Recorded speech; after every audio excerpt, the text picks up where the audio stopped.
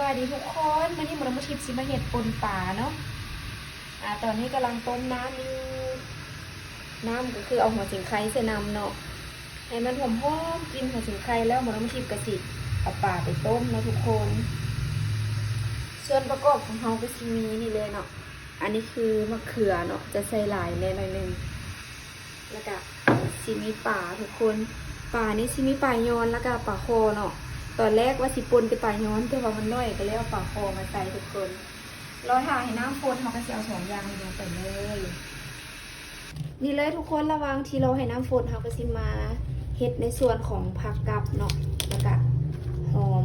ส่วนหอมเขาก็จะใส่แต่หอมบัวแล้วก็หอมป้อมเด้อ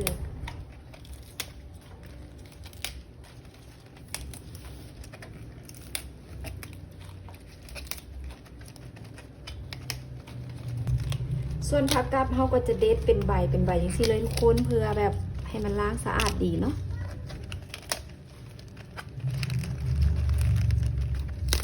หลังจากนั้นเขาก็จะเอามะเขือลงไปก่อนทุกคน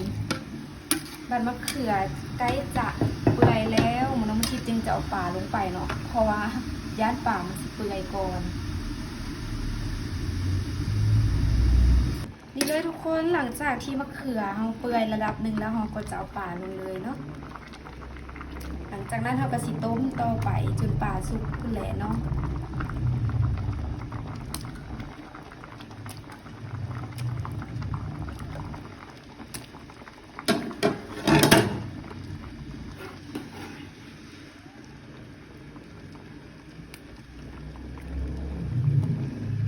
ระวังที่เอาป่าใส่หมดน้ำทิพย์จะบ่ได้คนเนาะเพราะว่าย่านป่ามันสีขาวทุกคน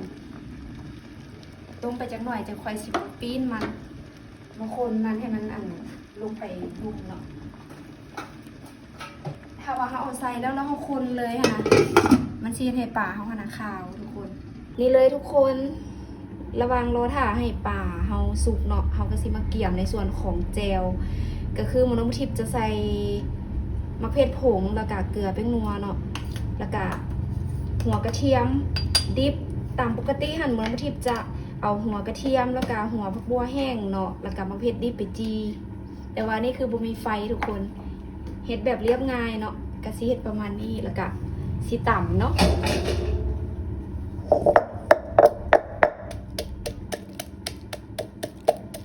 ใส่มะเขือผงแล้วก็หอมไปอีกแบบเลยทุกคนน้ำทิพย์จะเป็นคนหนึ่งที่มากินมะเขือผงเนาะเพราะว่ายุ่งยากในการจีเนาะทุกคนมันบ่มีหม้อดังไฟนะเนาะกะสิเริ่มมีกลิ่นหอมขึ้นมาแล้วทุกคน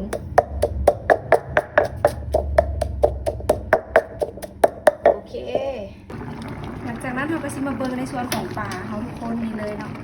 จะได้ประมาณนี้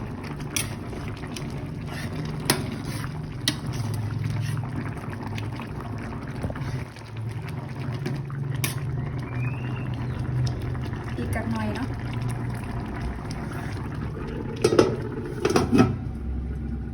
นี่เลยทุกคนป่าของเราก็ได้สุกเป็นทีมห้อยแล้วเนาะหลังจากนั้นเราก็ชิตักเอาตอนป่ามาใจกลางเลยแต่ว่าหมอน้ำมันทิพย์จะบริทิมเลยทุกคนน้ำนี่หมอน้ำมันทิพย์จะเอาหอมมาใส่เพื่อเป็นน้ำซุปนั่นเองเนาะนี่เลยทุกคนในส่วนของน้ำซุปเราก็จะได้ประมาณนี้เนาะ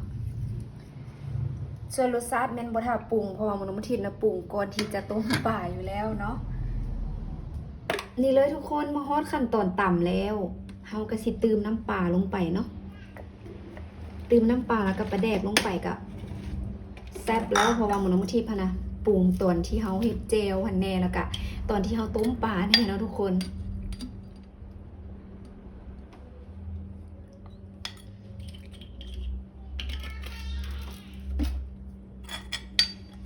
ตำเลยทุกคน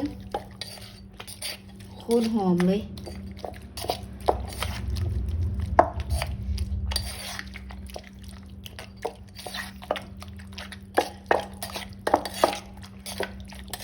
ไปตำมาก็สิใส่หอมลงไปทุกคน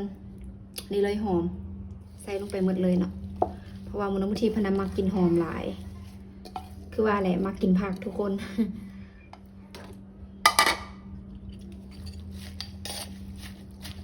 ตำเลย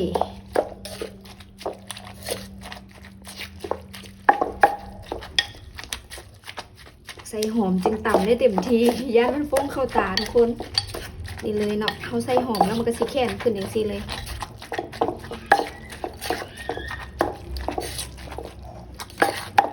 ปลาโคตรหลายเลยทุกคน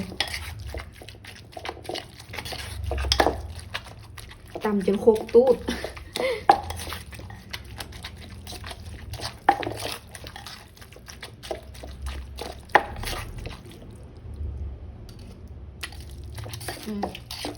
ก็ดีเลยรสชาตินี่เลยทุกคนก้นป่าเขาไปทีแล้วประมาณนี้เลยเนาะเป็นตะกินว่าทุกคนมาเริ่มมากินกับมันน้ำทิพย์นี่เลยหน้าตาแซ่บ